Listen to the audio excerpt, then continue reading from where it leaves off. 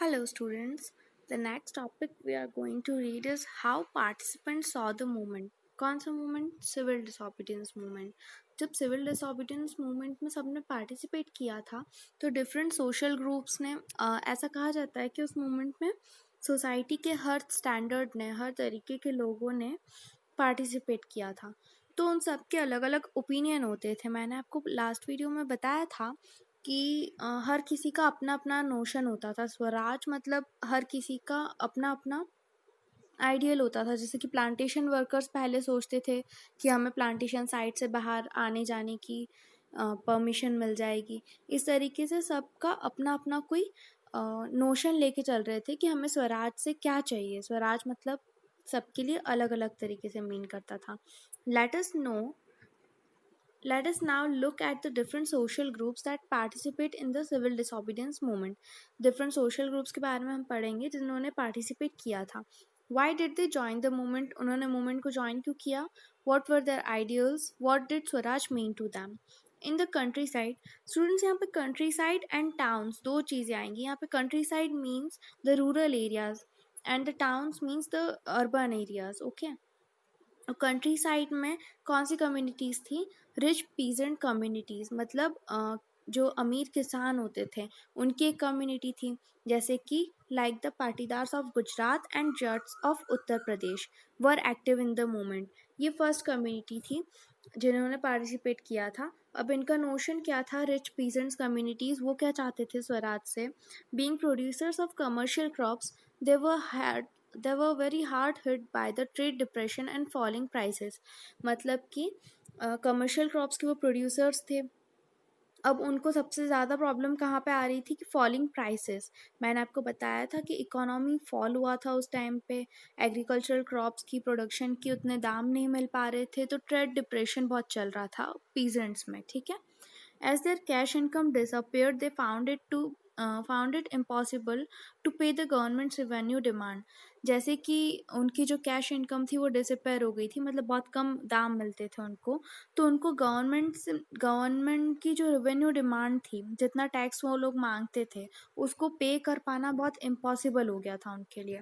And the refusal of government to reduce the revenue demand led to widespread resentment. और उनको सबसे ज़्यादा निराशा कब हुई? जब गवर्नमेंट ने रेवेन्यू को कम करने के लिए मना कर दिया था. मतलब refusal of government to reduce the revenue demand, इसकी वजह से उनको वाइड स्प्रेड रिसेंटमेंट हुआ, मतलब कि बहुत निराशा हुई. तो उनका ओपिनियन क्या था? कि हम नॉन कॉपरेशन मूवमेंट में पार्टिसिपेट करेंगे ताकि हमारे जो रेवेन्यू हैं इतने ज़्यादा वो कम हो जाए. These rich peasants became enthusiastic supporters of civil disobedience movement. Civil disobedience movement के वो सपोर्टर्स बन गए थे. Organising their communities and times, forcing reluctant members to participate in the boycott programmes etcetera. क्या क्या करते थे वो? दूसरी कम्युनिटीज़ बनाते थे अपनी, और मेंबर्स को फोर्स किया जाता था कि आप बॉयकॉट प्रोग्राम्स में पार्टिसिपेट करें, और जो ब्रिटिश चीज़ें होती हैं, प्रोडक्ट्स होती हैं, उनको क्या करें? बॉयकॉट करें. तो ये फर्स्ट कम्युनिटी पढ़ी हमने जिनने सिविल डिसोबीडियंस मूवमेंट में किस नोशन के साथ पार्टिसिपेट किया था. For them fight for Swaraj was a struggle against high revenues. उनके लिए स्वराज के लिए फाइट करना क्या था? एक स्ट्रगल था. किसके अगेंस्ट था? हाई रेवेन्यूज के अगेंस्ट था. ठीक है. But they were deeply disappointed when the movement was called off in 1931 without the revenue rates being revise.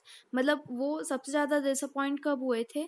कि जब सिविल डिसोबीडियंस मूवमेंट को 1931 में फर्स्ट बार गांधी जी ने कॉल ऑफ कर लिया था, और उनकी जो डिमांड थी without the revenue rates being revise, मतलब रेवेन्यू रेट्स को कम किए बिना ही अभी उनकी मांग पूरी ही नहीं हुई थी, और उन्होंने ये जो नॉन कॉपरेशन मूवमेंट था वो क्या कर दिया था? कॉल ऑफ कर दिया था.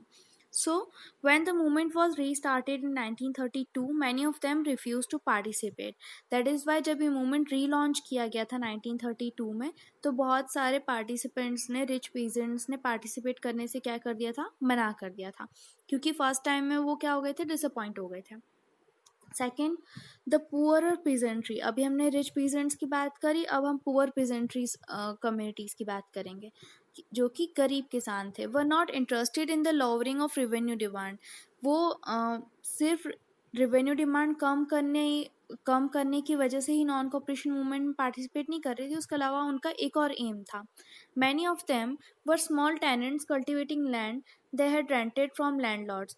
अब वो पुअर थे, पुअर पेजेंट्री थी, तो पुअर पेजेंट क्या करते थे कि किराए पे ज़मीन लेते थे और उस ज़मीन पे खेती करके वो किराए पे किससे लेते थे, लैंडलॉर्ड से लेते थे।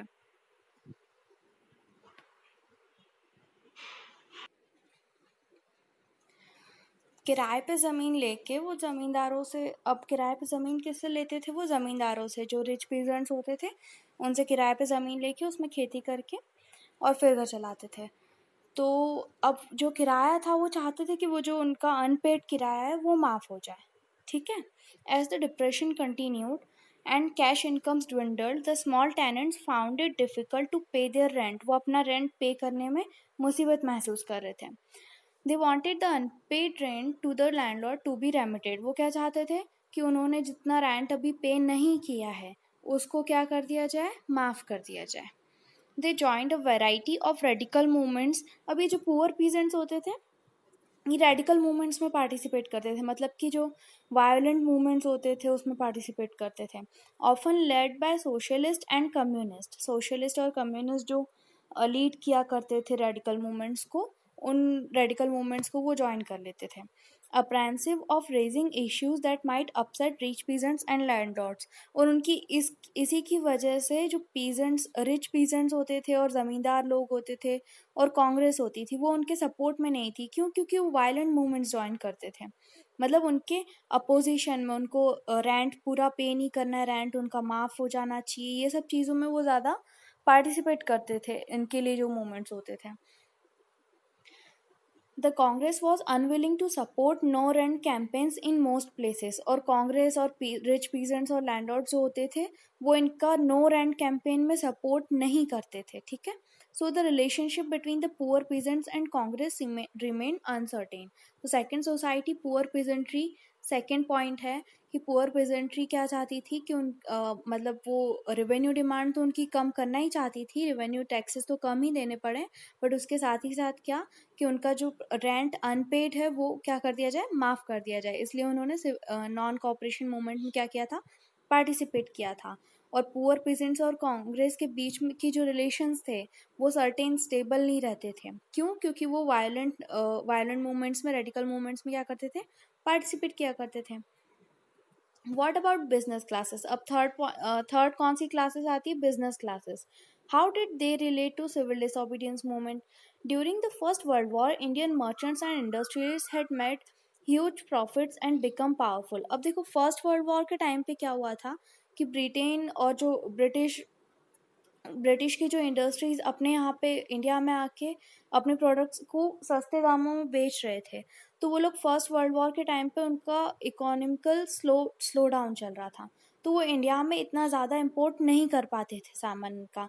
उस टाइम पे इंडियन मर्चेंट्स और इंडस्ट्रियलिस्ट जो थे, जिन्होंने अपनी अपनी इंडस्ट्री बनाई हुई थी इंडियंस ने, उन्होंने बहुत अच्छा खासा प्रॉफिट कमाया क्योंकि उनके गुड्स बिक रहे थे, उनके प्रोडक्ट्स गुड बिक रहे थे, एंड बिकम पावरफुल।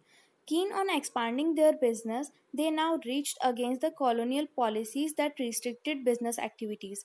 अब वो अपने business को expand करने की interest के साथ उन्होंने कॉलोनियल पॉलिसीज़ को बहुत रिएक्ट किया, मतलब उनके अगेंस्ट है कॉलोनियल पॉलिसीज़। अब कॉलोनियल पॉलिसीज़ क्या है कि कॉलोनियल गवर्नमेंट, मैंने आपको बता रखा है कॉलोनियल गवर्नमेंट थी, तो उनकी जो पॉलिसीज़ थी उनके अगेंस्ट जाते थे और बहुत सारी उनकी बिजनेस एक्टिविटीज़ को भी रिस्ट्रिक्ट करती थी कॉलोनियल पॉलिसीज़। तो दैट इज़ वाई अपने बिजनेस के एक्सपांडिचर के लिए वो चाहते थे कि ब्रिटिश जो है वो इंडिया में नहीं रहें। दैट इज़ वाई उन्होंने नॉन कॉपरेशन मूवमेंट क्या किया था, ज्वाइन किया था। They wanted protection against import of foreign goods. वही चाहते थे कि फॉरेन गुड्स का जो इम्पोर्ट्स हो रहा है वो इंडिया में नहीं हो। And a rupee sterling foreign exchange ratio that would discourage imports. और rupee sterling foreign exchange ratio ऐसा चाहते थे वो कि इम्पोर्ट को क्या, मतलब इम्पोर्ट्स को डिस्करेज कर दे, उनको बहुत कम मतलब हमारी करेंसी इतनी बढ़ जाए कि उनको वहाँ के मतलब उनको यहाँ पे आके सस्ते में सामान नहीं बेचना पड़े। To organise business interest they formed Indian Industrial and Commercial Congress in 1920।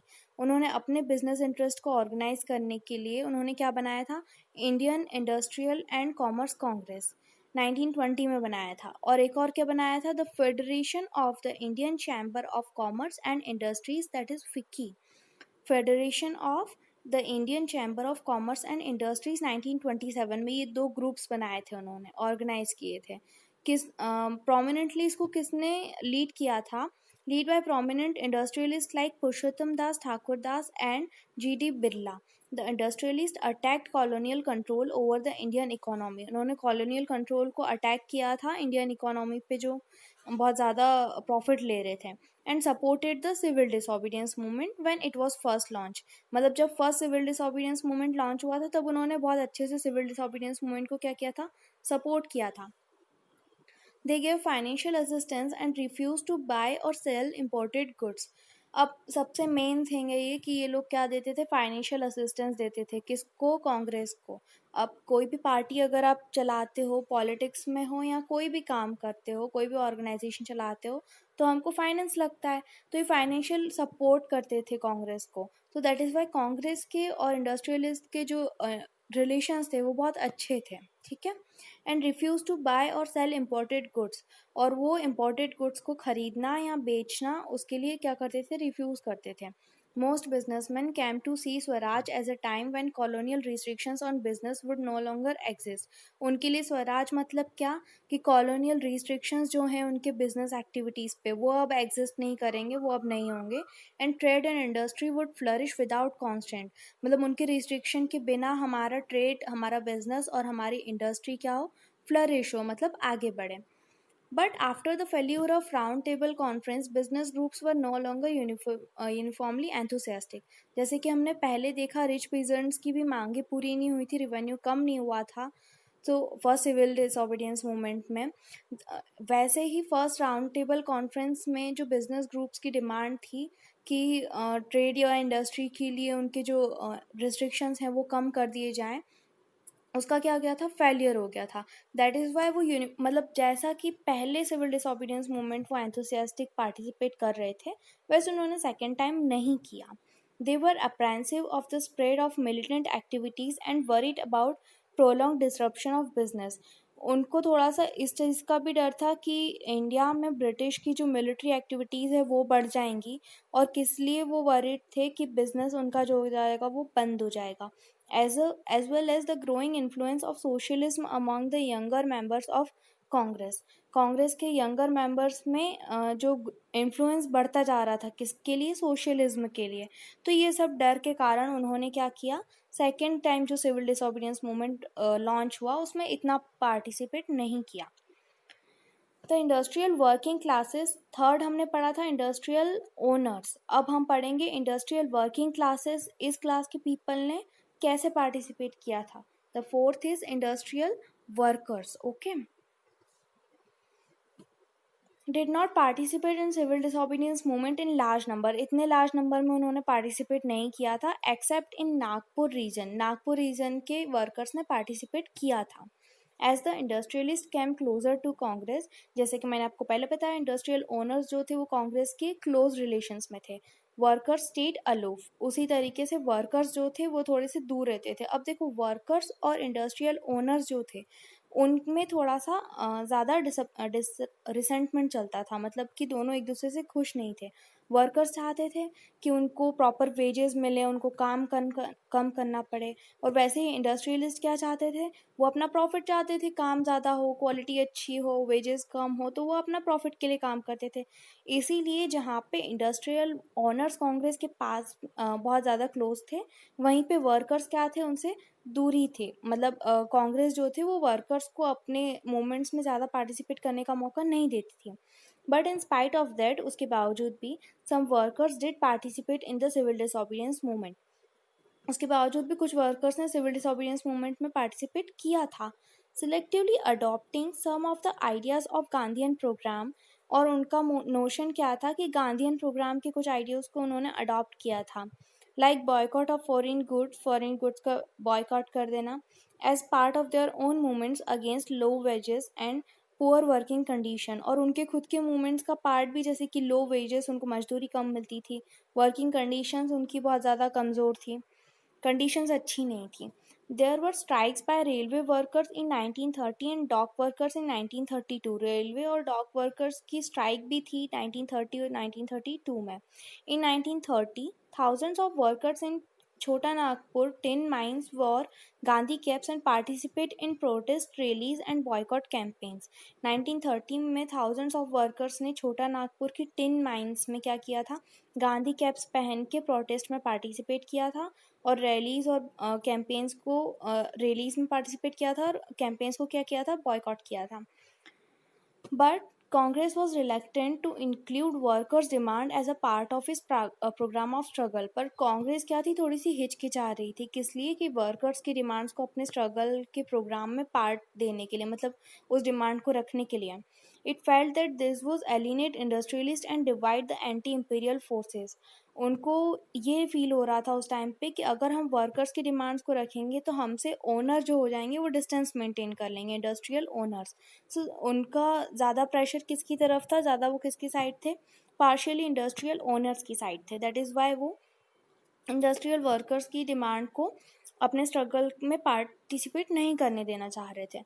Another important feature of civil disobedience movement was large scale participation of movement.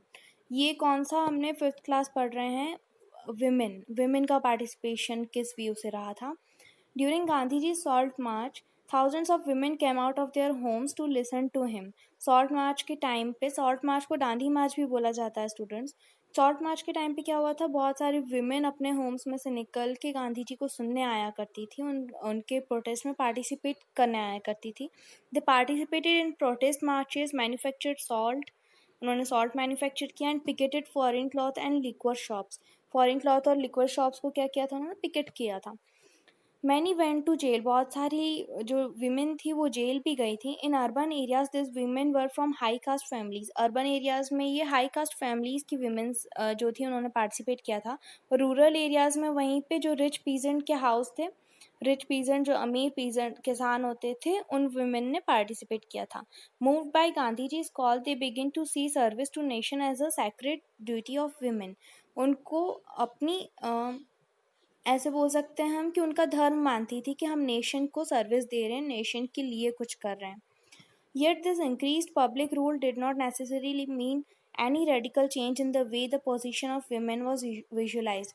मतलब कि उन्होंने अपना रोल अच्छे से दिया, विमेन ने पार्टिसिपेट किया, लेकिन फिर भी हमारा जो सोसाइटल थिंकिंग होती है, तो रेडिकल चेंज विमेन की पोजीशन में कोई विजुअलाइजेशन नहीं मिला.